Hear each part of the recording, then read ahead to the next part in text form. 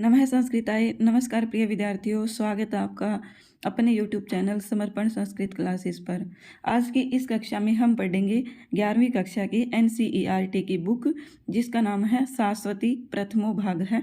शाश्वती शब्द से जो शब्द का अर्थ है, शाश्वती होता है अर्थात अनंत काल तक चलने वाली, या फिर जो निरंतर चलती रहती है अर्थात जिसका कभी अंत नहीं होता। शाश्वती प्रथम भाग पुस्तक की भूमिकाओं की कक्षा हमने कल वाली कक्षा में लगा ली है। पार्ट 1 नाम से है वो 11वीं कक्षा की। अगर आपने अभी तक वो कक्षा नहीं लगाई है तो मैं डिस्क्रिप्शन में लिंक डाल दूंगी, आप वहाँ से जाकर उस कक्षा को देख सकते हैं, वो बहुत इम्पोर्टेंट है। इसके बाद हमारी 11वीं कक्षा में सबसे पहले शुरू होता है प्रथम पाठ है, जिसका नाम है वेदामृतम, अर्थात इसमें वेदों के बारे में, वेदों से मंत्र को उठाया गया है, क्योंकि जो वेद में जो श्लोक रूप में दिए होते हैं उनको कभी भी श्लोक नहीं बोला जाता, उनको क्या बोला जाता है, मंत्र बोला जाता है। आइए देखते हैं। सबसे पहला है संगच्छ दवम समवद दवम समवो मनांसी जानताम देवा भागम यथा पूर्वे संजानाना उपासते। क्या है? संगच्छ दवम संवद दवम समवो मनांसी जानताम। आइए देखते हैं। संगच्छ दवम होता है हम सब साथ चले,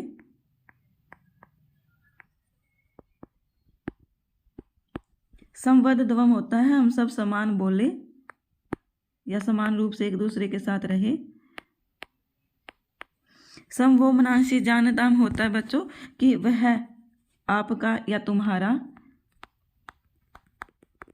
मनांसी मन, जानताम अर्थात ये इंक्लूड होगा बच्चों सम और जानताम, इसको इंक्लूड करके सम जानताम अर्थात अच्छी प्रकार से तुम्हारे मन के अर्थ को ग्रहण करे।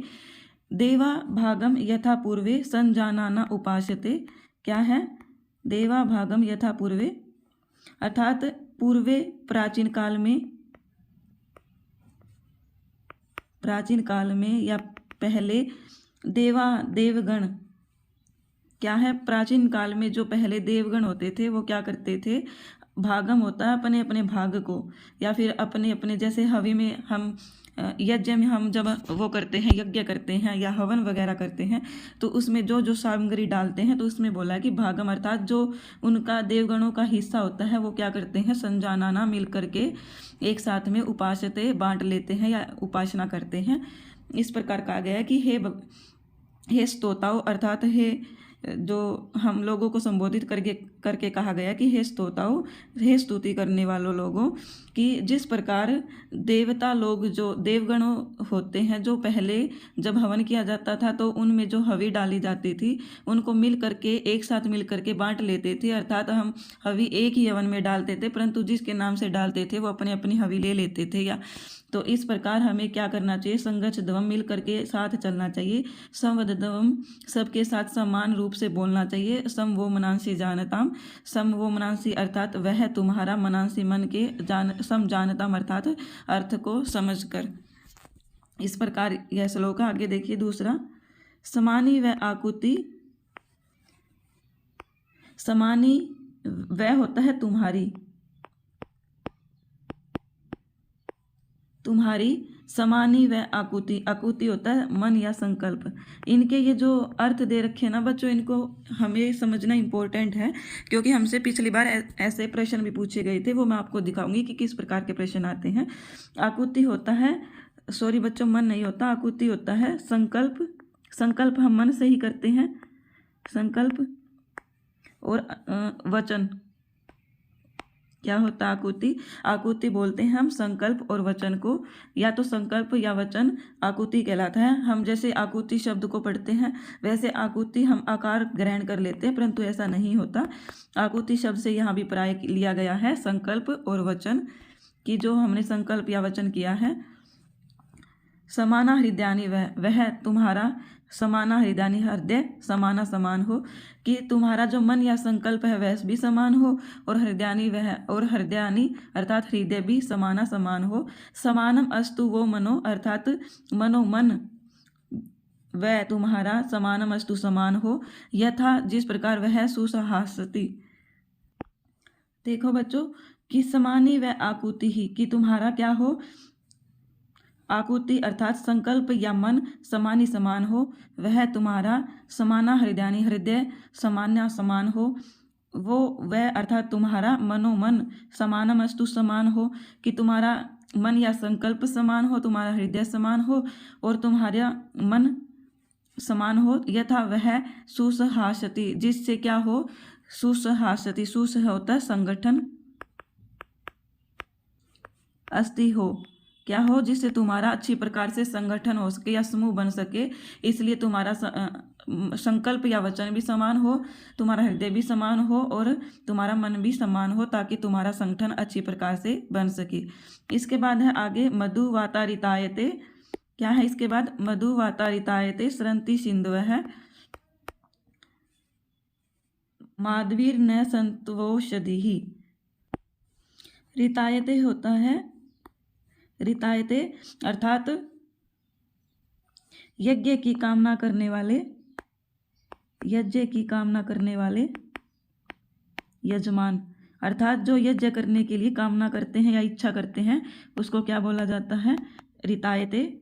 जो यज्ञ की कामना करते हैं या यज्ञ के लिए अपने आप को तैयार करते हैं वो होता है रितायते। क्या है रितायते, यज्ञ की कामना करने वाले यजमान के लिए। वाता, वाता होता है वायु, क्या होता है वाता, वायु। मधु माधुर्य अर्थात मधुरता को शरंती प्रकट करे, और सिंधव है मधु, सिंधव नदियाँ भी क्या है माधुर्य से युक्त हो। माधवीर न होता है हमारी, हमारे। औषधि ही, औषधि भी माधवी मधुरता से युक्त संतु हो। अर्थात कहने का अभिप्राय ये है कि जो रितायते अर्थात यज्ञ की कामना करने वाले यजमान हैं उसके लिए वाता वायु किस प्रकार की हो जाए, मधुरता से युक्त हो जाए। इसी प्रकार जो सिंधव है अर्थात नदियां हैं, सिंधव क्या होता है अर्थात नदियां, नदियां क्या हो जाए, मधुश्रंति मधुरता से युक्त हो जाए, अर्थात मधुरता से युक्त होकर शरंती प्रवाहित हो। इसी प्रकार नह होता है हमारे, औषधि होता है औषधियाँ, हमारी औषधियाँ क्या हो, माधवी मधुरता से युक्त हो जाए, अर्थात हमारी जो औषधि है वो कड़वी न लगे। जैसे हम जब हवन यज्ञ करते हैं तो उसमें औषधि डालते हैं, तो इसलिए बोला गया है कि जो यज्ञ रितायते, जो यजमान यज्ञ की कामना करते हैं उनके लिए वायु मधुरता से युक्त हो जाए, नदियाँ भी मधुरता से युक्त होकर प्रवाहित हो, और इसी प्रकार हमारी औषधियाँ भी क्या हो, मधुरता से युक्त हो जाए, अर्थात मीठी हो जाए न कि कड़वी। आगे हैं यत जाग्रतो दूरम उदयति दैवम तद तद उसुप्तस्य तथा वैति दूरंगम ज्योतिषाम ज्योतिरेकम तन में मन शिव संकल्पम अस्तु। क्या कहा गया, यत जाग्रतो, यत जो जाग्रतो जागते ही, दूरम उदयति, दूरम उदयति अर्थात दूर तक पहुंच जाता है। क्या कहा गया, यत जो जागृतो जागते ही, दूरम उदयति दूर तक पहुंच जाता है, तद वही क्या है, सुप्तस्य सोए हुए का भी, तथैविति इसी प्रकार दूर तक चला जाता है। कि क्या कहा, ये मंत्र कहाँ से लिया गया बच्चों, ये मंत्र लिया गया यजुर्वेद के 34.1 अर्थात शिव संकल्प सूक्त से ये मंत्र ग्रहण किया गया है। जैसे यहाँ लिखा हुआ है शिव संकल्पम अस्तु, अर्थात ये शिव संकल्प सूक्त का ही एक मंत्र है। इसमें कहा गया है मन के बारे में कि यत जागृतो, यत जो जागृतो जागते ही, दूरम दूर तक, उदयति चला जाता है, दैवम तदु सुप्तस्य तथा वैति, तदु वही, कौन वही, वही मन, सुप्तस्य सोए हुए का भी, तथा एव इति उसी प्रकार चला जाता है, कहाँ, दूर। कि जैसे हम जागते हैं तो भी हमारा मन दूर तक जा सकता है, और इसी प्रकार अगर हम सोए हुए हैं तो भी वह हमारा मन क्या है, दूर तक चला जाता है। ऐसा नहीं है कि हमारे शरीर की तरह एक ही जगह स्थिर हो। इसी प्रकार दूरंगम ज्योतिषाम ज्योतिरेकम, दूरंगम अर्थात दूर तक जाने वाले, ज्योतिषाम ज्योतिष, जो ज्योतिष एक है, तन में अर्थात वह में मेरे, मन है मन को, क्या है वह में मेरे, मन है मन को, शिव संकल्पमस्तु, शिव संकल्प शिव होता है बच्चों कल्याण, अर्थात वह मेरे मन को कल्याण पूर्वक बनाए। कि वह जो मन है वह क्या करे, मेरे मन को कल्याण से युक्त कर दे, शिव संकल्पम अस्तु। आगे है मंत्र, ये देखो बच्चों, इसमें ये जो हमने पहले वाला लेसन वो मंत्र पढ़ा था उसमें दिया हुआ था, समानी व आकुति ही, समाना हृदयानी वह वेद वाक्य अत्र आकुति ही पदस्य को अर्थ है। हमने क्या जाना अभी अभी कि आकुति अर्थात क्या होता है हमारा आकुति से अभिप्राय कि संकल्प और क्या होता है वचन। और हम आकुति को वैसे देखते ही क्या समझ लेते हैं, अगर हमें पता नहीं होता तो आकार समझ लेते हैं। तो देखिए ये देखो आकार है, संकल्प है, मन है, आकृष्टि, तो ये क्या हो जाएगा इसका आंसर हो जाएगा संकल्प है। अर्थात अगर वचन दिया होता तो वचन भी कर सकते थे, दोनों में से एक ही दिया हुआ होगा तो हमें इसका आकुति का अभिप्राय क्या हो जाएगा संकल्प है। इसके बाद है आगे तत्चक्षुर्देव हितं पुरस्तात् शक्रुम उच्चरत पश्येम शरदः शतं जीवेम शरदः शतं श्रीणुयाम शरदः शतं प्रब्रवाम शरदः शतम् अदीनः श्याम शरदः शतं भूयश्च शरदः शतात्। ये कहाँ से लिया गया है? यजुर्वेद के 36वें अध्याय से लिया गया है। आइए करते हैं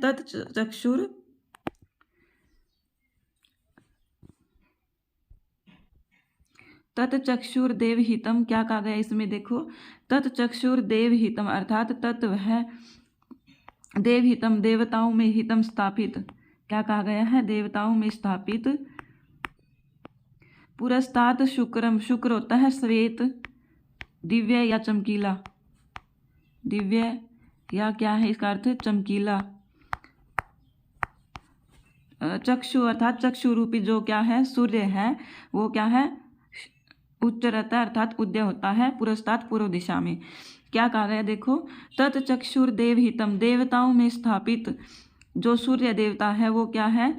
शुक्रम श्वेत, दिव्य और चमकीला, चक्षु नेत्रों वाला या जो चक्षु अर्थात आंखों वाला, पुरस्तात अर्थात पूर्व दिशा में उच्चरत उदय होता है। उच्चरत से अभिप्राय है उदय होता है। क्या है उच्चरत से अभिप्राय? उदय होता है या उदित होता है। सूर्य उदय कहाँ से होता है ये तो हमें पता ही है। तो यहाँ पुरस्तात अर्थात पूर्व दिशा में उदय उच्चरत अर्थात उदय होता है। हे सूर्य देवता, सूर्य देवता को संबोधित करके कहा गया कि पश्येम शरद है। क्या है कि हम सब पश्येम देखें, शरद है 100 वर्षों तक, शतम जीवे अर्थात 100 वर्षों तक जीवे में जिए, शरद है शतम अर्थात 100 वर्षों तक 100 वर्षों तक जीवित रहे। कि जीवेम शरद है शतम 100 वर्षों तक जीवित रहे, पश्येम शरद है शतम 100 वर्षों तक क्या रहे? देखते रहे। श्रीणुयाम आगे क्या है? श्रीणुयाम शरद है अर्थात 100 वर्षों तक, श्रीणुयाम होना है सुनना, श्रीणुयाम क्या होता है? सुनना। शतम प्रभ्रवाम होता है बोलना। कि हम 100 वर्षों तक बोलते रहें। अदीनः दीनता से रहित। क्या है? दीनता से रहित। श्याम शरद शतम भूयश्च शरद शतात्। कि हम दीनता से रहित होकर इसी प्रकार क्या करें? 100 वर्षों तक बार बार जीवित रहते रहें और इसी धरती पर आते रहें। तो यह जो मंत्र है इसमें कहा गया है कि तत्चक्षुर देवहितम, देवहितम अर्थात देवताओं में स्थापित, देवताओं में स्थापित तत् अर्थात वह जो सूर्य है उसकी चक्षु आंखों रूपी दिव्य, शुक्र होता है श्वेत या दिव्य या फिर चमकीला, वो सूर्य क्या होता है? पुरस्तात पूर्व दिशा में उच्चरता है उदित होता है। उस सूर्य देवता को संबोधित करके कहा गया है कि पश्येम शरद शतम, कि हम क्या करें? शरद है शतम पश्येम अर्थात हम 100 वर्षों तक देखते रहें, आपकी कृपा से हम 100 वर्षों तक देखते रहें। जीवेम शरद शतम, आपकी कृपा से हम 100 वर्षों तक जीवित रहें। श्रीणियाम शरद शतम, आपकी कृपा से हम 100 वर्षों तक सुनते रहे। प्रबरवाम शरद शतम, आपकी कृपा से हम 100 वर्षों तक बोलते रहें। अदीनः श्याम शरद शतम, कि हम दीनता से रहित होकर के 100 वर्षों तक जीवित रहे। और भूयश्च शरद शतात्, और भूयश्च अर्थात पुनः पुनः या बार बार हम इसी प्रकार 100 वर्षों तक जीवित रहें और जीवन यापन करते रहें। इसके बाद हमारा अगला श्लोक है मंत्र है। जन्म विभ्रति बहुधा विवाचसम नाना धर्माणं पृथ्वी यथा ओक्षम सहस्रम धारा द्रविणस्य मे दुहाम ध्रुव इव धेनुर अनुपस्फुरन्ति। ये कहाँ से लिया गया है? ये लिया गया है अथर्ववेद के पृथ्वी सूक्त से। कहाँ से लिया गया है? अथर्ववेद के पृथ्वी सूक्त से। आइए इसका अर्थ जानते हैं। देखो बच्चों, ये मंत्र जन्म विभ्रति बहुधा विवाचसम, बहुधा होता है विभिन्न या बहुत प्रकार की, विवाचसम भाषाओं क्या है, बहुत प्रकार की भाषाओं को, यथाक्षम जिस प्रकार, ओक्षम होता है घर के समान, नाना धर्माणम अनेक धर्मों को धारण करती हुई, नाना होता है अनेक प्रकार की, धर्माणम धर्मों को धारण करती हुई, विवृति होता है धारण करना, पृथ्वी ये जो पृथ्वी है वो क्या करे, सहस्रम धारा द्रविणस्य में दुहाम ध्रुव एव देनु अनुसफरंती। क्या कहा गया है कि यह जो पृथ्वी है वह मेरे लिए किस प्रकार की हो, हजारों, सहस्रम होता है हजारों, धारा अर्थात जब हम गाय का दूध दूहते हैं तो वो जो धार लगती है उसको बोला गया है कि सहस्रम धारा अर्थात हजारों धारा वाली, द्रविणस्य धन की, में दुहाम मेरे लिए, दुहाम अर्थात दूहे, ध्रुवा एव निश्चित रूप से, धेनु अनुपसफुरंती अर्थात जो निश्चल खड़ी धेनु होती है वो अनुपसफुरंती बिना कांपती हुई और निश्चल खड़ी होकर दूध को दुहाती है। इसी प्रकार यह जो पृथ्वी है वह मेरे लिए हजारों धाराओं से युक्त धन की वर्षा करे, अर्थात वह मुझे धन से युक्त कर दे। कौन युक्त कर दे, जो पृथ्वी है वह मुझे धन से युक्त कर दे। एक बार फिर से देखो, जन्म विभ्रति बहुधा विवाचसम नाना धर्माणम पृथ्वी यथाक्षम अर्थात बहुधा होता है बहुत प्रकार से या फिर विभिन्न प्रकार से, विवाचसम भाषाओं की को, यथाक्षम यथा अर्थात जिस प्रकार, ओक्षम घर के, नाना धर्माणम अनेक प्रकार के धर्मों को क्या करती है, विवृति धारण करती है। ऐसी कौन है, पृथ्वी जो है वो क्या करे, मेरे लिए, ध्रुवा एव निश्चित अर्थात निश्चल होकर, धेनु अनुपसरंती जो न कांपती हुई अर्थात जो नहीं हिल रही है, कांप नहीं रही है, ऐसी धेनु के ईव होता है समान, क्या करे, सहस्रम धारा द्रविणस्य एव दुहाम क्या करे, हजारों धारा से युक्त धन की वर्षा करे। इस प्रकार यह अथर्ववेद का पृथ्वी सूक्त मंत्र समाप्त हो गया। आगे देखते हैं। ये मंत्र यहीं तक था बच्चों।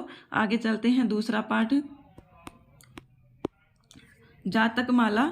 ये कहाँ से लिया, जो जातक माला है ये क्या है, किसकी रचना है। जातक माला आर्यसुर के द्वारा लिखित ग्रंथ है। आर्यसुर ने इसकी रचना की है जातक माला की। इसका समय कौन सा है, आर्यसुर जी का, इनका समय 3री और 4थी शताब्दी माना गया है। जातक माला की इन्होंने रचना कब की, 3री, और वैसे आर्यसुर का जन्म 3री शताब्दी माना जाता है, परंतु जातक माला की रचना इन्होंने कौन से समय में किया है, 3री और 4थी शताब्दी में। कुल जातक माला ग्रंथ में टोटल जातक 34 है। इनकी संख्या हमसे पूछ ली जा सकती है, इसलिए हमें यह याद रखना आवश्यक है। जातक शब्द का जो अर्थ है वो क्या होता है, पूर्व जन्म संबंधी कथा। क्या होता है, पूर्व जन्म संबंधी कथा। इसमें और कुछ इम्पोर्टेंट नहीं है, ये हमें याद होना चाहिए। इसके बाद है भवानी भारती। ये देखो बच्चों, ये जो जातक माला संबंधित ग्रंथ के बारे में जानकारी दी गई है, ये 11वीं कक्षा के दूसरे पाठ में से दी गई है, जिसका नाम है परोपकाराय सताम विभूतयः, अर्थात परोपकार के लिए ही क्या है, परोपकार के लिए ही सताम अर्थात जो सज्जन लोग हैं वो क्या है, विभूति प्रसिद्धि को प्राप्त करते हैं। अर्थात जो सज्जन लोग होते हैं उनका काम होता है दूसरों पर उपकार करना। तो इसमें जो टोटल जातक कथाओं का अपना विशेष महत्व है, और इनकी संख्या टोटल कितनी है, 547 है जातक कथाओं की संख्या। जातक माला ग्रंथ की रचना किसने की थी, आर्यसुर जी ने। और ये जो हमारा जो पाठ लिया गया है परोपकाराय सताम विभूतयः, ये कहाँ से लिया गया है, ये 15वें जातक से लिया गया है। मत्स्य जातकम के 15वें जातक से ये पाठ लिया गया है। इसमें और कोई जानकारी हमें नहीं रखनी। इसके बाद आगे है तीसरा पाठ, मानो ही महताम धनम। मानो ही महताम धनम, मानो होता है स्वाभिमान,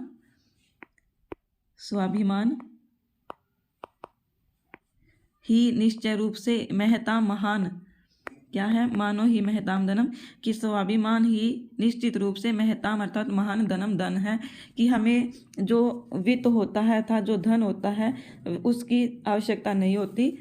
परंतु आज की लाइफ में ऐसा नहीं है। धन की भी आवश्यकता होती है, लेकिन स्वाभिमान हमारा धन से भी बढ़कर होता है। इस सूक्ति में ये कहा गया है। तो देखिए इसमें क्या है। ये सूक्ति कहाँ से ली गई है? ये महाभारत के उद्योग पर्व से ली गई है। कहाँ से ली गई है? महाभारत के उद्योग पर्व। उद्योग पर्व के 131 और 134 अध्यायों से ली गई है। हमसे ये पूछा जा सकता है कि अध्यायों की संख्या कौन कौन सी है, तो 131 और 134 अध्यायों से ली गई है। वैसे महाभारत के उद्योग पर्व से ये सूक्ति ली गई है, अर्थात ये पाठ का अंश ग्रहण किया गया है। इसमें और कुछ ज़्यादा हमें नहीं पढ़ना। इसके बाद है पाठ कुंती उवाच, अर्थात कुंती उवाच अर्थात बोलती है। क्या है? कुंती उवाच अर्थात कुंती बोलती है। देखो बच्चों, इस श्लोक में क्या कहा गया है? छात्र धर्मरता धन्या विदुरा दीर्घदर्शिनी विश्रुता राजसंसत्सु श्रुतवाक्या बहुश्रुता। इसमें जो कुंती होता है, जो कुंती है वो बोलती है कि छात्र धर्मरता, छात्र होता है क्षत्रिय। क्या है? छात्र क्षत्रिय।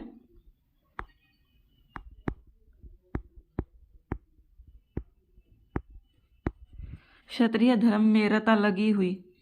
क्या है? छात्र धर्मरता अर्थात क्षत्रिय धर्म में लगी हुई। विदुरा, विदुरा नाम की एक महिला है। क्या है? विदुरा।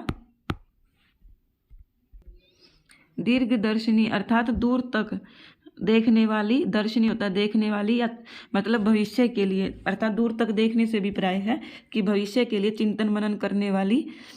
विश्रुता सुनी गई, प्रसिद्धि, राजसंसत्सु श्रुत वाक्य, श्रुत वाक्य होता है न्याय, न्याय या निपुण, न्याय शास्त्र, उसमें न्याय करने में निपुण। बहुश्रुता सुनी गई है।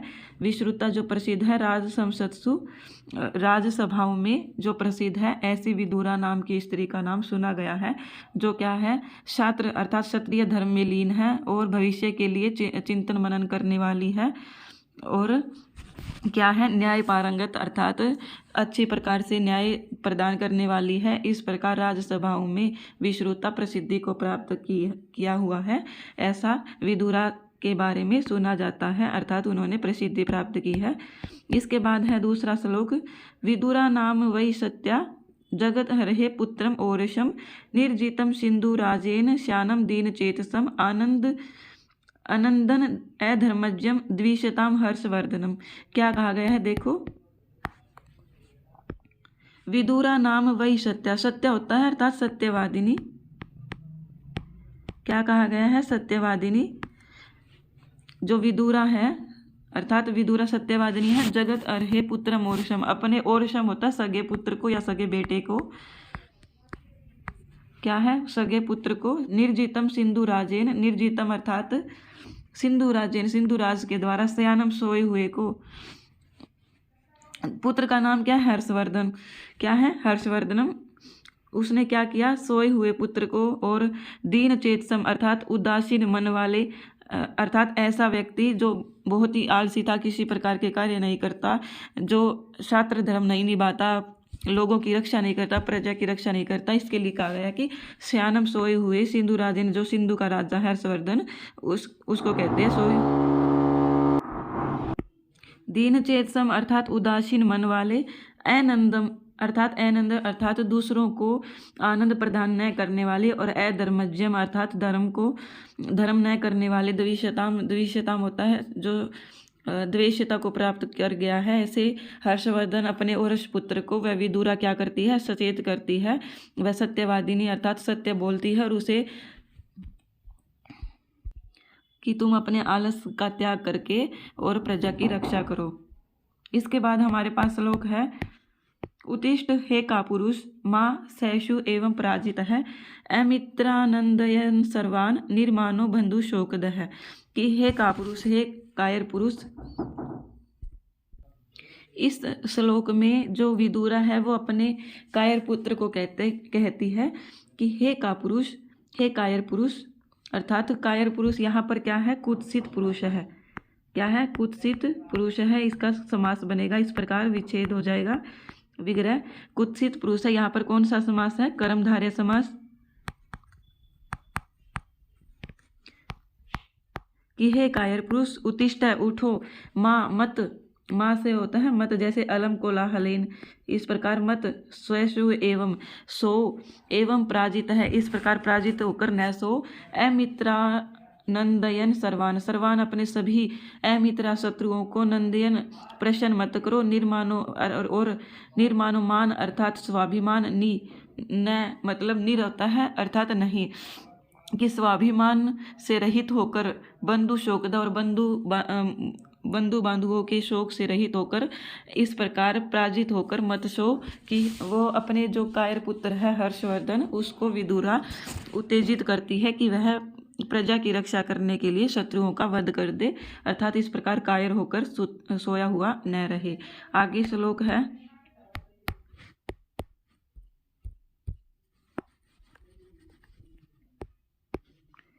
उद्भाव वयस्य वीर्यं वा ताम वा गच्छ ध्रुवां गतिम धर्मम पुत्राग्रतः कृत्वा किम निमित्तम ही जीवसी। क्या कहा गया है इस श्लोक में? देखो, उद्भाव वयस्य वीर्यं वा ताम वा गच्छ ध्रुवां गतिम धर्मम पुत्र आग्रतः कृत्वा किम निमित्तम ही जीवसी। क्या कहा गया है कि वा अथवा धर्मम पुत्र अग्रतः कृत्वा, की धर्म के लिए हे पुत्र, धर्म के लिए अग्रतः आगे करके खुद को, अर्थात कि धर्म के लिए अपने आप को आगे करो। वीर्यम वीरता को, उद्भाव वयस्य क्या होता है? वीर्यम अर्थात वीरता, उद्भाव वयस्य क्या होता है? प्रकट करना।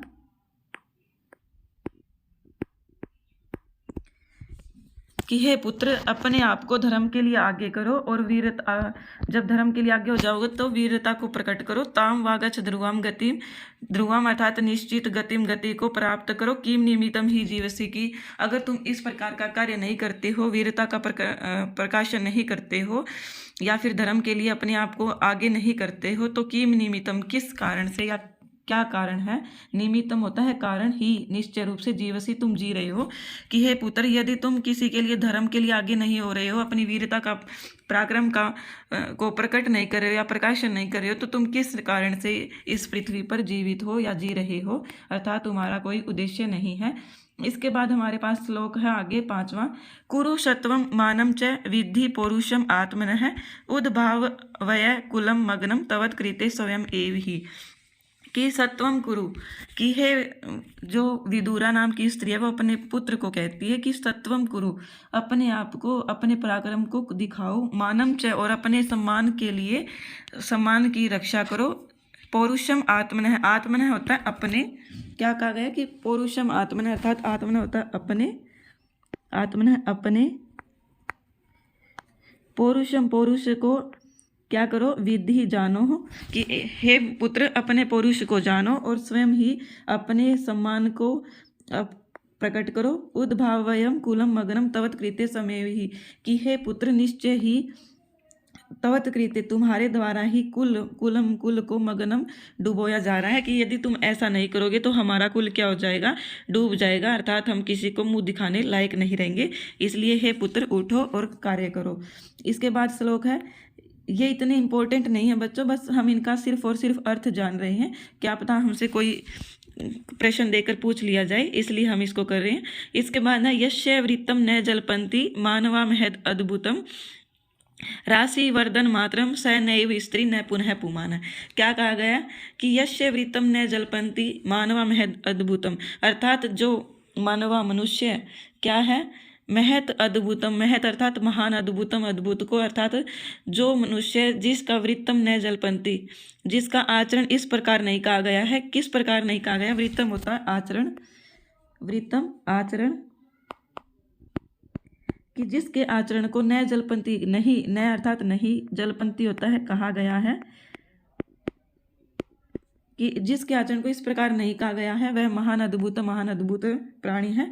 कि राशि वर्धन मात्रम, कि यह जो मनुष्य है यह केवल राशि अर्थात संख्या को, वर्धनम होता है बढ़ाने मात्र के लिए, कि यह जो पुरुष है यह केवल सिर्फ और सिर्फ संख्या मात्र, अर्थात जब पृथ्वी में 100 लोग होंगे तो उसमें से एक, अगर वह व्यक्ति एक नहीं होगा तो 99 रह जाएंगे। इसलिए कहा गया है कि यह व्यक्ति जिसका आचरण अच्छे प्रकार से नहीं कहा जाता महान लोगों के द्वारा, वो उसे क्या जाना जाता है, राशिवर्धन मात्रम, अर्थात सिर्फ और सिर्फ संख्या में गिना जाने मात्र के लिए ही उसे जाना जाता है।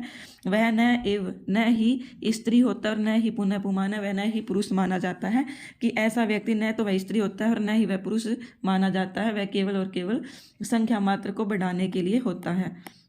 इसके बाद है हमारे पास श्लोक संख्या 7। राशिवर्धन मात्रम यह आत्मनः प्रिय सुखे हित्वा मृगयते श्रियम अमात्या आनम अथो हर्षम आददात्य अतिचिरेण सह। यह आत्मनः, जो आत्मनः अपने, क्या कहा गया है, जो अपने प्रिय सुख को, हित्वा क्या होता है, छोड़कर, कि जो अपने प्रिय सुख को छोड़ करके मृगयते श्रियम, श्रियम होता है लक्ष्मी को, क्या है, श्रियम होता है लक्ष्मी को, मृगयते खोजता है, मृगयते होता है खोजना, कि जो अपने सुख को छोड़ करके लक्ष्मी को खोजता है। अमात्यानाम अथो हर्षम आदधत्या चिरेण सह। क्या कहा गया है कि जो मनुष्य अपने सुख को छोड़ करके लक्ष्मी को प्राप्त करता है, उसके जो अमात्य है वो क्या है, अमात्य अर्थात मंत्री, क्या है, अमात्य अर्थात मंत्री, हर्षम अर्थात प्रसन्नता को प्राप्त करते हैं, अर्थात वह मनुष्य मंत्रियों में हर्ष को या प्रसन्नता को प्राप्त करता है, जो मनुष्य अपने सुख को छोड़ करके लक्ष्मी को खोजता है। इसके बाद आगे है, आगे पुत्र बोलता है, पुत्र उवाच, पुत्र कौन, हर्ष का जिक्र आया था ना इसमें, तो इसमें पुत्र कौन है, हर्ष। किम नु ते माम पश्यन्तयाः पृथिव्याः अपि सर्वथा किम आभरण कृत्यम ते किम भोगैर्जीवितेन वा। पुत्र ने कहा, किम नु ते, नु होता है निश्चय ही, नु निश्चय से, किम क्या, ते तुमने, माम मुझको, अपश्यन्त्यन तुम मुझको, न अपश्यंता होता है न देखती हुई, पृथ्वी अपि सर्वतः कि सर्वतः सब प्रकार से मुझको न देखती हुई पृथ्वी पर है। किम आभरण कृत्यम ते, और आभरण कृत्यम अर्थात आभरण कृत्यम होता है जो हमें ढकने का कृत्य कार्य करते हैं, अर्थात अलंकार आदि, तो उनसे भी क्या लाभ है। किम भोगैर जीवितेन वा, और भोगई अर्थात भोग रूपी जीवन जीने से भी किम क्या लाभ है, इस प्रकार कहा। इसके बाद है आगे, माता उवाच, माता ने बोला, यम आजीवंती पुरुषम सर्वभूतानि संजय पक्वम ध्रुवम इव आसाद्य तस्य जीवितम अर्थवत। क्या कहा, यम आजीवंती पुरुषम अर्थात यम, जो पुरुषम पुरुष, सर्वभूतानि सभी प्राणियों के लिए जीते हैं, कि जो पुरुष सभी, सर्वभूतानि होता है प्राणी, कि जो पुरुष सभी प्राणी के लिए जीवंती जीते हैं। पक्वम ध्रुवम इव आसाद्य अर्थात पक्वम पके हुए ध्रुव वृक्ष के आसाद्य सहारा लेकर, यम जीवंती जो पुरुष जीवंती आश्रय लेकर जीवित रहते, तस्य जीवितम अर्थवत, तस्य ही क्या है, उसका ही क्या है, जीवितम जीवन, अर्थवत अर्थपूर्ण है, अर्थात कोई ऐसा पराक्रमी मनुष्य जिसका सहारा लेकर अन्य लोग रहते हैं, जैसे कोई महाराजा या राजा हो गया, वो उसके राजाश्रय में रहते हैं, उनसे वह जो अन्य लोग हैं वो राजा से सुरक्षा प्राप्त करते हैं। इसी प्रकार इसमें कहा गया है कि पके हुए वृक्ष के समान जो मनुष्य अन्य लोगों को सहारा प्रदान करता है, उसका ही जीवन क्या है, अर्थवान है, अर्थात वही सार्थक जीवन जीता है, अन्य तो वैसे ही जीवन यापन करते हैं। इसके बाद आगे श्लोक है, स्व बाहु बलम आश्रित्य यो अभ्युजीवति मानव है स लोके लभते कीर्तिम प्रत्र च शुभाम गति।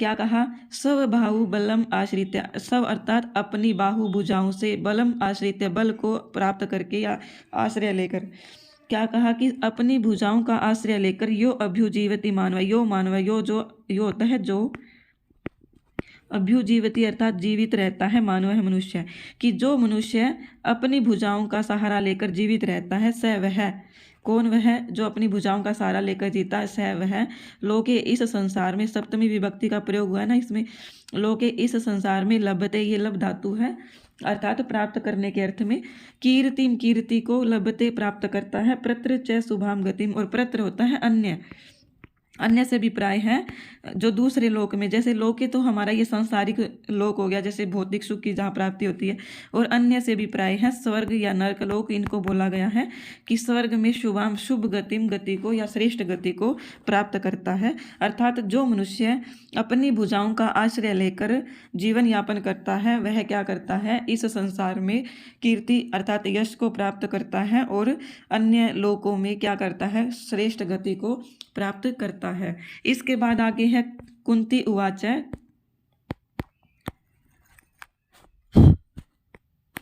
कुंती बोलती है सद अशव ईव स क्षिप्त है परणुनो वाक्य सहायक ही तत्चकार तथा सर्वम यथावद अनुशासनम। क्या कहती है कुंती कि सत असव ईव स क्षिप्त की अर्थात वाक्य सायकई क्या होता है, वाक्य सायकई अर्थात बाणों के वाक्य अर्थात वाणी रूपी सायकई होता है बाणों के,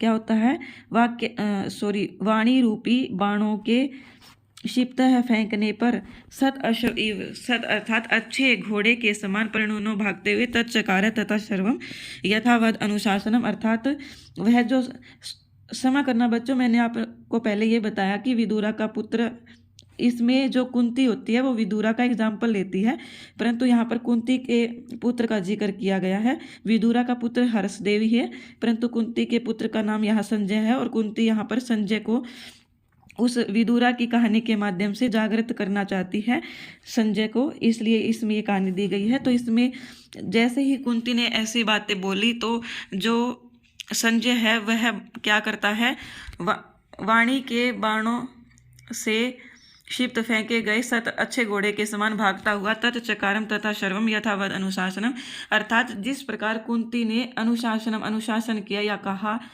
तथा यथावत उसी प्रकार तथा सर्वम सभी कुछ उसी प्रकार किया। क्या कहा कि जिस प्रकार कुंती ने विदुरा का एग्जाम्पल देकर और उसके पुत्र का एग्जाम्पल देकर उदाहरण देकर जो बातें समझाई या फिर जो बातें कही, उसको जो संजय है उन्होंने अच्छी तरह से स्वीकार किया और उसी प्रकार किया जिस प्रकार उसकी माता कुंती ने उसको करने के लिए कहा था। इस प्रकार हमारा परोपकाराय सताम विभूतये ये पाठ यहाँ पर समाप्त होता है। आगे चलते हैं हम, आगे हमारा पाठ है चतुर्थ पाठ है सौवर्ण शक्ति का। महाकवि शूद्रक परिणीत मृच्छ कटिकम प्रकरण, ये हमें ज़्यादा नहीं जानना, बस हमें ये जानना है कि सौवर्ण शक्ति का जिस प्रकार मृच्छ कटिक का अर्थ क्या है, मृच्छ कटक अर्थात मिट्टी, कटिक होता है गाड़ी कि मिट्टी की गाड़ी, इसी प्रकार सौवर्ण शक्ति का होती है सोने की गाड़ी। क्या होती है, सोने की गाड़ी सौवर्ण शक्ति का। तो इसमें यह होता है कि जो चारुदत्त होता है वो दरिद्र होता है और उसका एक पुत्र होता है रोहसेन, चारुदत्त का पुत्र रोहसेन। और जैसे ही रोहसेन पड़ोस के किसी बच्चे को खेलता हुआ देखता है तो वो क्या करता है, खेलते हुए बच्चे को सोने की गाड़ी से खेलता हुआ देखता है तो वह उस सोने की गाड़ी लेने के लिए क्या करता है, जिद कर लेता है कि मुझे भी इसी प्रकार की सोने से निर्मित गाड़ी चाहिए। परंतु जो उसका पिता होता है चारुदत्त, वो क्या होता है, एक दरिद्र ब्राह्मण होता है, उसके पास इतना पैसा या धन नहीं होता कि वह उसको सोने की गाड़ी दे सके। इस पर जो चारुदत्त की जो दासी होती है वह उसको मिट्टी की गाड़ी बना करके देती है, जिससे उसका पुत्र रोहसेन मिट्टी की गाड़ी से खेलता है। तो मृच्छ कटिकम के छठे अंक से, मृच्छ कटिकम एक प्रकरण है बच्चों जो 10 अंकों का है, जो हमारे यूजीसी नेट के लेवल पर भी लगा हुआ है। मृच्छ कटिकम में कितने अंक हैं, 10 अंक। और इसको क्या कहा जाता है, हमसे ये भी पूछा जाता है कि मृच्छ कटिकम को क्या कहते हैं या किस प्रकार का ग्रंथ है। इसको कहते हैं प्रकरण ग्रंथ, इसको प्रकरण ग्रंथ कहा जाता है। अगर हमसे ये पूछा जाए कि मृच्छ कटिकम किस प्रकार का ग्रंथ है तो ये प्रकरण ग्रंथ है। प्रकरण ग्रंथ, इसमें 10 अंक है, इसमें से जो छठा अंक है इसमें से श्रवण शक्ति का यह पाठ लिया गया है। कहाँ से लिया गया है, मृच्छ कटिकम के 10 अंकों में से जो छठा अंक है वहाँ से ये लिया गया है। ये हमें याद रखना इम्पोर्टेंट है। देखो कि जैसे कि पिछली बार प्रश्न भी आया था, शाश्वती इति पुस्तके श्रवण शक्ति का पाठ है मृच्छक कटिकस्य कस्मात् अंकाद उद्धृत है कि शाश्वती इति पुस्तके, शाश्वती इस पुस्तक में श्रवण शक्ति का पाठ मृच्छक कटिक के किस अंक से लिया गया है। तो अभी अभी मैंने बताया कहाँ से लिया गया है, षष्ठ अंकात, छठे अंक से। कहाँ से लिया गया है, छठे अंक से। इसके बाद आगे हमारा नेक्स्ट चैप्टर शुरू होता है, पंचमः पाठ है जिसका नाम है आहार विचार है। आहार होता है भोजन करना, भोजन आदि करना, और विचार है भोजन पर विचार करना कि हमें किस प्रकार का आहार लेना चाहिए जिससे हमारा स्वास्थ्य सही रहे। तो हमारे स्वास्थ्य से हमें ये याद रखना है कि जो चरक संहिता है वो भी हमें क्या प्रदान करती है, हमारे स्वास्थ्य के बारे में ही जानकारी देती है। तो यह जो आहार विचार है पाठ है, ये चरक संहिता के विमान स्थान प्रकरण के रस विमान नाम के पहले अध्याय से लिया गया है। कहाँ से लिया गया है, चरक संहिता के विमान स्थानम प्रकरण के रस विमान नामक पहले अध्याय से लिया गया है। इसमें और कुछ ज़्यादा जानकारी नहीं है क्योंकि इसमें सिर्फ और सिर्फ आहार के बारे में ही विचार किया गया है। इसके बाद है हमारा अगला पाठ तदेव गगनम सैवधरा। क्या है, तदेव गगनम सैवधरा। ये जो पाठ है ये कहाँ से लिया गया है, ये लिया गया है, सॉरी बच्चों, ये जो तदेव गगनम सैवधरा ये क्या है, एक गीत संग्रह है जो किसका है, प्रोफेसर श्रीनिवास रथ का। प्रोफेसर श्रीनिवास रथ जिनका जन्म कब हुआ, 1933 ईस्वी में विक्रम विश्वविद्यालय में संस्कृत विभाग के आचार्य रहे हैं ये श्रीनिवास रथ जी। और तदेव गगनम सैवधरा 1995 ईस्वी में राष्ट्रीय संस्कृत संस्थान नई दिल्ली में प्रकाशित हुआ था। जो तदेव गगनम सैवधरा है ये कहाँ से प्रकाशित हुआ, 1995 ईस्वी में राष्ट्रीय संस्कृत संस्थान नई दिल्ली से प्रकाशित हुआ। इसमें टोटल 41 गीत है। कितने गीत हैं, टोटल 41 गीत हैं। और हमारी एनसीईआरटी की बुक में इसकी जानकारी क्यों दी हुई है, क्योंकि हमारी एनसीईआरटी की बुक में पाठ है विज्ञान नौका, जिसमें विज्ञान रूपी नौका के बारे में बताया गया है। इसमें कुछ इंपॉर्टेंट नहीं था इसलिए मैंने इसके श्लोक नहीं उठाए हैं। हमें सिर्फ ये जानना है कि विज्ञान नौका पाठ कहाँ से लिया गया है। ये लिया गया है तदेव गगनम सैवधरा। और तदेव गगनम सैवधरा के रचयिता कौन है, उसके रचयिता है प्रोफेसर श्रीनिवास रथ जिनका जन्म हुआ था 1933 ईस्वी में। इसके बाद आगे है, ये देखो क्वेश्चन भी पूछा गया था हमसे पिछली बार, ये 2022 का ही प्रश्न पत्र है बच्चों, और वो भी पीजीटी लेवल का, क्योंकि 9th 10th 11th ये तो 11th क्लास की बुक है। 11th क्लास की बुक में ओनली पीजीटी में ही आता है। टीजीटी में हमसे 11वीं कक्षा तक की बुकें नहीं पूछी जाती, हमसे सिर्फ और सिर्फ 10वीं तक की बुक ही पूछी जाती है। तो 11वीं कक्षा में टोटल 6 प्रश्न आए थे पिछली बार। ये देखो तदेव गगनम सैवधरा इति कविता संग्रह रचयिता कौन है, तो अभी अभी हमने क्या पढ़ा, इसके रचयिता कौन है, प्रोफेसर श्रीनिवास रथ। अगर हमें ये जानकारी होगी तो हम इसको अच्छे प्रकार से कर सकते हैं। इसके बाद आगे आता है कंथा माणिक्यम। देखो बच्चों पाठ का नाम क्या है, हमारे एनसीईआरटी की बुक में पाठ का नाम है कंथा माणिक्यम। कंथा माणिक्यम का अर्थ होता है गुदड़ी का लाल। ये कहाँ से लिया गया है, ये लिया गया है रूपरुद्रियम ग्रंथ से।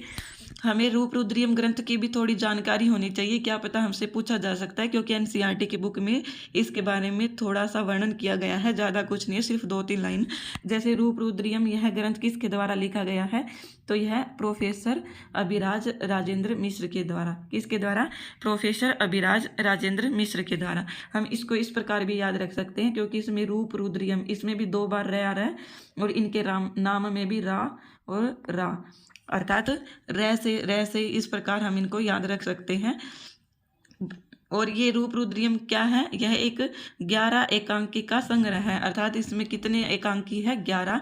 इनका जन्म कब हुआ, 1943 ईस्वी में। देखो बच्चों हमसे पिछली बार प्रश्न भी पूछा गया था, गुदड़ी का लाल इति उक्ति निमित्तम संस्कृत अनुवादो अस्ति। ये देखो लेवल 3 का ही क्वेश्चन है, गुदड़ी का लाल इति उक्ति निमित्तम संस्कृत अनुवादो। अभी अभी हमने क्या पढ़ा, हमारे पाठ का नाम क्या है, कंथा माणिक्यम। तो गुदड़ी का लाल क्या हो जाएगा, कंथा माणिक्यम। ये देखो कंथा माणिक्यम, इसके बाद है पाठ 9वां, ईशः कुत्र अस्ति, अर्थात ईश्वर कहाँ है। ईशः कुत्र अस्ति, यह गीत गीतांजलि ग्रंथ से लिया गया है। अगर हमसे ये पूछा जाए कि यह जो गीत है ईशः कुत्र अस्ति, यह कहाँ से लिया गया है, तो हमें यह पता होना चाहिए कि यह गीत जो है यह गीतांजलि ग्रंथ से लिया गया है। और गीतांजलि किसने लिखा है, तो रविंद्रनाथ टैगोर ने।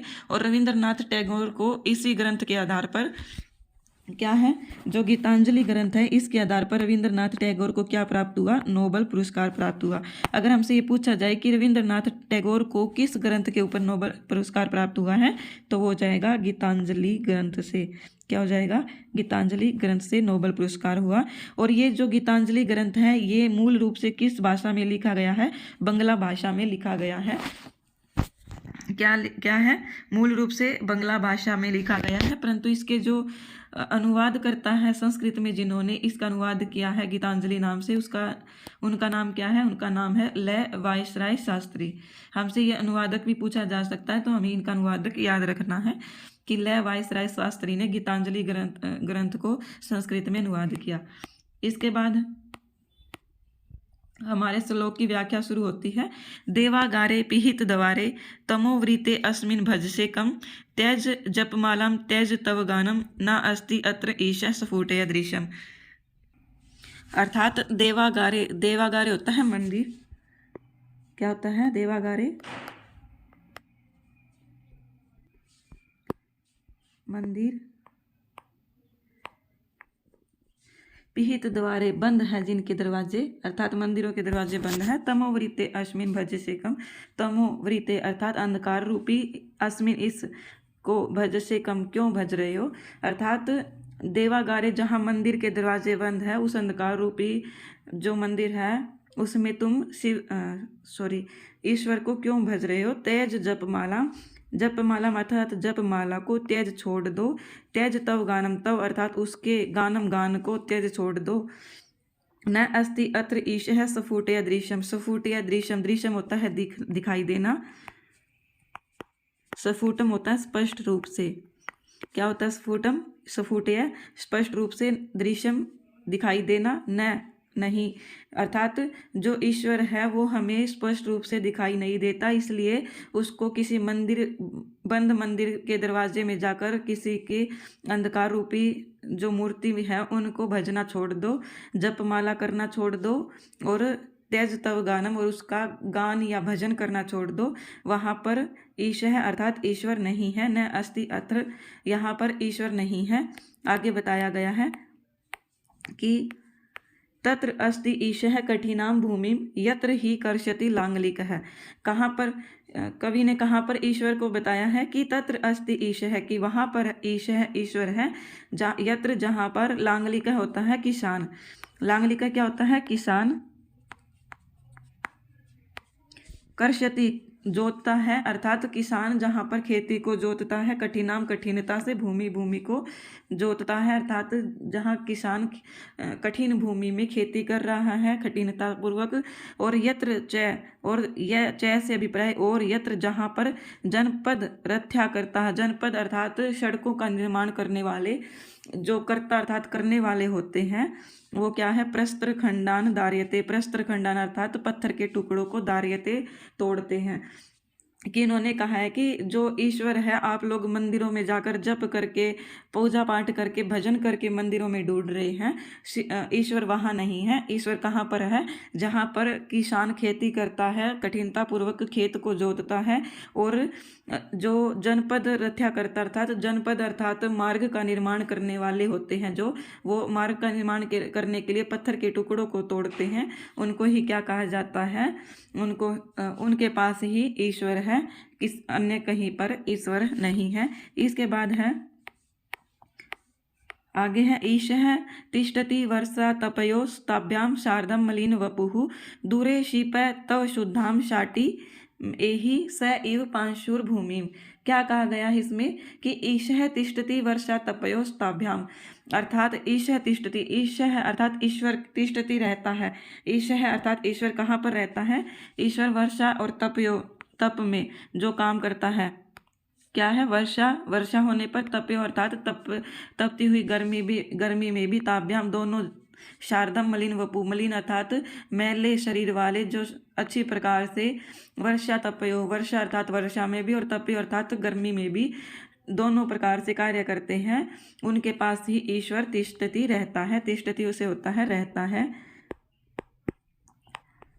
दूरे शिपत तव शुद्धाम, तव तुम्हारी, शुद्धाम शुद्ध अर्थात साफ या स्वच्छ, शाटी शाटिम होता है साड़ी, साड़ी को दूरे शिप, दूर शिप होता है फेंक दो।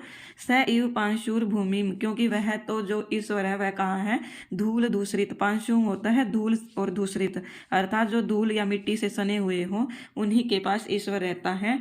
जो साफ और स्वच्छ साड़ी पहनकर या फिर अच्छे अच्छे कपड़े पहनकर और सिर्फ मंदिरों में भजन करने से या फिर जप माला करने से उनको ईश्वर की प्राप्ति नहीं होती। ईश्वर उनके पास रहता है जो अपने शरीर को मैला करके वर्षा और तप में भी मिट्टी को अर्थात खेती को या फिर कोई भी कार्य में लीन रहता है, उसी के पास ईश्वर रहता है। इसके बाद श्लोक है मुक्ति कवय नु सादृशा मुक्ति ही श्लीलम ईशः सृजति भुवम तिष्ठति च अस्मदिताभिलाषी सविदे अस्माकम ईशन सदा। कि मुक्ति ही अर्थात मोक्ष या मुक्ति कवय नु सादृशा मुक्ति, कहाँ पर दिखाई दे रही है मुक्ति, सा वह, क्या होता है सा अर्थात वह, दृश्य दिखाई दे रही है, मुक्ति ही अर्थात मुक्ति। श्लीलम ईशः सृजति भुवम, ईशः होता है अर्थात ईश्वर, श्लीलम संपूर्ण संसार को, सृजति भुवम होता है संसार या भूमि, कि संसार को सृजति निर्माण करता है, कि ये जो ईश्वर है ये क्या करता है, श्लील संसार का निर्माण करता है। अस्मदिताभिलाषी तिष्ठति, अस्मत् होता है हमारी, हमारा, अभिलाषी हित, इसमें हित भी इंक्लूड किया गया है, अस्मद हिताभिलाषी अर्थात अस्मद हमारा, हित चाहने वाला, हित होता है भलाई का कार्य करने वाला, हमारे हित अभिलाषी होता है चाहने वाला। सविदे अस्माकम ईशन सदा, सविदे क्या होता है साथ में, अस्माकम हमारे, सदा तिष्ठति रहता है, कि जो ईश्वर होता है वो क्या करता है, वो हमेशा हमारे साथ में ही रहता है, वह हमेशा हमारा हित ही चाहता है।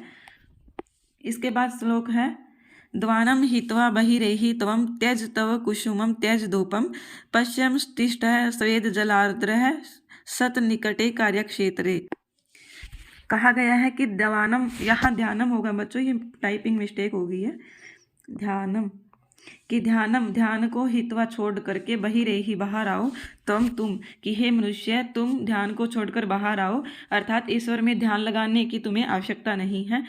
त्यज तव कुसुमम, क्या है, तव तुम, कुसुमम फूलों को, त्यज छोड़ दो, त्यज धूपम जो तुम, धूपम अर्थात जो अगरबत्ती या तूने धूप ली है उसको भी त्यज छोड़ दो। पश्यम तिष्ठ स्वेद जल आर्द्र सत निकटे कार्यक्षेत्रे, तिष्ठ अर्थात ठहरो, स्वेद जल आर्द्र अर्थात पसीने की बूंदों से आर्द्र भीगा हुआ, तत् उसके अर्थात किसके, कृषक के, निकटे पास में जाकर या उसके कार्य क्षेत्र में जाकर, पश्चिम देखो और उसकी सहायता करो, वहीं पर ईश्वर है। अर्थात तुम जो मंदिरों में ध्यान लगा करके बैठे हो उसको छोड़ दो, और तुमने जो कुसुमम फूल को क्या किया है, कुसुमम फूल को जो तूने ईश्वर पर चढ़ाने के लिए चुना है उनको भी छोड़ दो, धूपम अर्थात अगरबत्ती धूप को भी छोड़ दो, और पसीने से युक्त जो किसान हैं जिनका कार्य क्षेत्र है, जो भूमि को जोत रहे हैं, उनके पास जाकर उनकी सहायता करो, वहीं पर ईश्वर है। इसके बाद है यदि तव वचनम दूसरितम स्यात्, यदि तव वचनम दूसरितम स्यात् यदि च सहस्र छिद्रम स्यात् का वा शतिरिह तेन भवेते तत् त्वम इदम चिंतय चिते। क्या कहा गया है कि यदि तव वचनम दूसरितम, यदि तव तुम्हारा, वचनम वस्त्र, वचनम क्या होता है वस्त्र, दूसरितम धूल से युक्त होगा अर्थात मिट्टी से सना हुआ होगा, यदि च और यदि सहस्र छिद्रम, सहस्र होता है हजारों, छिद्रम छिद्र अर्थात जिस वस्त्र में हजारों छिद्र भी हो गए हैं, का वा शतिर इह तेन भवेते, तेन तुम्हारी, का वा क्या, सतिर इह इससे क्या सती होगी तुम्हारी, तत्त्वम इदम चिंतय चिते, चिते अर्थात मन में, तत्त्वम इदम सॉरी तत्त्वम नहीं है यहाँ पर, तत्व इदम चिंतयम, इदम इस प्रकार के तत्व को चिंतयच सोचो। अर्थात यदि तुम्हारा जो वस्त्र है वो धूल और मिट्टी से भी सना हुआ हो, और यदि तुम्हारा जो वस्त्र है वो हजारों छिद्रों वाला भी हो, छिद्र होता है सुराख, या जिनको हम जो छोटे छोटे सुराख हो जाते हैं, फटना कह सकते हैं, जो वस्त्र फट जाते हैं, अर्थात तुम्हारा जो वस्त्र है वो हजारों तरफ से भी फट जाए, किंतु इससे तुम्हारी कोई हानि नहीं होगी। क्षति होता है हानि, कि इससे तुम्हारी कोई क्षति या हानि नहीं होगी। चित्ते इस प्रकार के, चित्ते मन में या चित्त में, एकदम इस प्रकार। इसके बाद हमारा लेसन आता आगे, गांधीनः संस्मरणम। लेसन का नाम क्या है? गांधीनः संस्मरणम। गांधीनः संस्मरणम पाठ किसके द्वारा लिखा गया है? तो वैसे ये राष्ट्रपिता महात्मा गांधी जी की आत्मकथा पर आधारित है, और यह जो है ये सत्यशोधनम इस ग्रंथ से लिया गया है। क्या है? सत्यशोधनम ग्रंथ राष्ट्रपिता महात्मा गांधी की आत्मकथा है। और जब राष्ट्रपिता महात्मा गांधी ने ये अपनी जो आत्मकथा लिखी थी, उन्होंने अपनी मातृभाषा गुजराती में लिखी थी, लेकिन इनका जो सत्यशोधनम नाम से संस्कृत में अनुवाद किया है वो किन्होंने किया है? पंडित होशकरे नगप्पा शास्त्री ने। किसने किया है इनका अनुवाद या रूपांतर संस्कृत में? सत्यशोधनम। इनका संस्कृत का जो अनुवाद होगा उसका नाम क्या है? सत्यशोधनम। और अनुवाद किसने किया है? तो पंडित होशकरे नगप्पा शास्त्री ने। पाठ का नाम क्या है? गांधीनः संस्मरणम। इससे संबंधित एक प्रश्न भी पूछा गया था। देखो बच्चों, ये देखो, गांधी विरचितायाः आत्मकथाया पंडित होशकेर नागप्पा शास्त्री कृतो अनुवादः केन नामना प्रसिद्ध है। तो ये किस नाम से प्रसिद्ध है? ये सत्यशोधन नाम से प्रसिद्ध है। वैसे हम जैसे ही सत्याग्रह नाम देखते हैं हमारे दिमाग में यही आता है कि ये सत्याग्रह ही होगा, परंतु ऐसा नहीं है, क्योंकि हम सत्याग्रह जैसे ही नाम सुनते हैं गांधी जी के बारे में हमारे मन में विचार आता है, परंतु ऐसा नहीं है, हमें ये नहीं करना। सत्यशोधनम ये हो जाएगा। और इसका अनुवाद किसके द्वारा किया गया है? नगप्पा शास्त्री के द्वारा। इसके बाद कुछ ग्रंथ के नाम और लेखकों के नाम दिए हुए बच्चों। हमें एस्टेट लेवल पर या फिर यूजीसी नेट लेवल पर या फिर किसी भी एग्जामिन के संपादक और प्रकाशक नहीं पढ़ने होते। संपादक और प्रकाशक पूछे जाते हैं वो जहाँ जैसे किसी पीएचडी का एंट्रेंस वगैरह देना हो, जेएनयू का, तो उनमें ये सब पूछे जाते हैं। हमें ये नहीं पढ़ना, हमें सिर्फ और सिर्फ लेखक और उनके रचनाओं का नाम पढ़ना है। तो सबसे पहले ऋग्वेद के बारे में यहाँ पर कुछ भी नहीं दिया गया है। आगे है यजुर्वेद। यजुर्वेद है उव्वट महीधर भाष्य, अर्थात इसके ऊपर क्या है? उव्वट महीधर का भाष्य प्राप्त होता है। हमसे पूछा जा सकता है कि यजुर्वेद पर किसका भाष्य प्राप्त होता है? तो उव्वट महीधर का। इसके बाद अथर्ववेद के बारे में क्या दिया हुआ है? सातवलेकर। सातवलेकर जो है इसको क्या कहा जाता है? आधुनिक सायण भी कहा जाता है बच्चों। अगर हमसे ये पूछा जाए कि आधुनिक सायण कौन है, तो वो कौन हो जाएंगे? सातवलेकर आधुनिक सायण हो जाएंगे। इसके बाद है रामायण। रामायण हमें पता ही है वाल्मीकि जी द्वारा रचित है। महाभारत के रचयिता व्यास जी हैं। इसके बाद है जातकमाला। जातकमाला की भी आर्यसूर जी हैं जो हमने पढ़ा था। इनका समय कौन सा था? 3वीं शताब्दी। और जातकमाला में टोटल कितने जातक थे? 34 जातक। इस प्रकार शूद्रक किसकी है? मृच्छकटिक जी की। मृच्छकटिकम ग्रंथ किसके द्वारा लिखा गया है? शूद्रक के द्वारा। आगे है चरक संहिता के रचयिता कौन है? चरक जी है। भवानी भारती, अरविंद जी। पुरुष परीक्षा विद्यापति। सत्यशोधनम पंडित होशकरे नगप्पा शास्त्री। रूप रुद्रियम प्रोफेसर राजेंद्र मिश्र। जैसे हमने यहाँ रू से पढ़ा था, इसी प्रकार रा अभिराज राजेंद्र मिश्र था। तदेव गगनम सैवदरा प्रोफेसर श्रीनिवास रथ। गीतांजलि किसके द्वारा अनुवाद किया गया था? को ल वायसराय शास्त्री के द्वारा। इसके बाद है Sanskrit drama in its origin and theory development. ये जो इंग्लिश में नाम दिया गया है ये किसके? ए.बी. कीथ। जैसे कि नाम से स्पष्ट हो रहा है ये हमारे ए.बी. कीथ अर्थात ये लंदन के हैं। A B. Keith. Sanskrit drama in its origin and theory development इनकी रचना का नाम है। संस्कृत नाटक ए.बी. कीथ द्वारा लिखा गया है। इसके बाद है संस्कृत साहित्य का इतिहास किसके द्वारा लिखा गया? बलदेव उपाध्याय के द्वारा। और वैदिक साहित्य और संस्कृति बलदेव उपाध्याय जी ने ही लिखा है। History of classical Sanskrit M Krishnamachariar. A history of Sanskrit literature A Macdonell. क्या है? A history of Sanskrit literature A Macdonell. इसके बाद संस्कृत साहित्य का इतिहास वाचस्पति गैरोला। इसके बाद संस्कृत साहित्य का अभिनव इतिहास राधा वल्लभ त्रिपाठी, जैसे नाम से ही अभिनव, राधा वल्लभ सेम सी साउंड आ रही है। इसी प्रकार संस्कृत और राष्ट्र की एकता, ये भी राधा वल्लभ त्रिपाठी द्वारा ही लिखा गया है। इसी प्रकार संस्कृत रविंद्रम, ये वी राघवन द्वारा लिखा गया है। इस प्रकार हमारा जो 11वीं कक्षा के सभी चैप्टर यहाँ कंप्लीट हो जाते हैं। आशा है आपको ये कक्षा समझ में आई होगी। कृपया करके आप इस कक्षा को ज़्यादा से ज़्यादा शेयर करें। धन्यवाद।